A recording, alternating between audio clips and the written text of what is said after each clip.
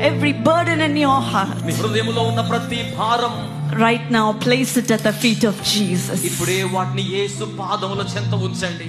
He is just asking you, what do you want, my dear son? ఆయన అడుగుతున్నాడు, నా ప్రియ కుమారుడా నీకేం కావాలి? I don't want your silver or your gold. నీ వెండి బంగారాలు నాకు వద్దయ్యా.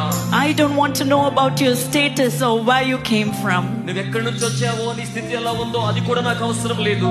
He is just asking for your heart. ఆయన మీ హృదయం కోసమై అడుగుతూ ఉన్నారు. He is asking what is in your heart. మీ హృదయంలో ఏమున్నది అని అడుగుతూ ఉన్నారు.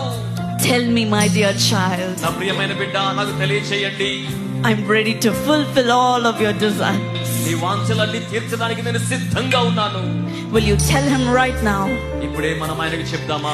Lord, I don't want to carry this burden anymore. ప్రభువా, ఇక భారాన్ని నేను ఏమాత్రం మోయలేను. It is too much for me, Lord. ఇది నాకు చాలా అధికంగా ఉందయ్యా. I cannot take it anymore. నేను దాన్ని మాత్రం ఇక తీసుకుని వెళ్ళలేను. But I place it at your feet. అని నీ పాదముల చెంత ఉంచుతున్నాను.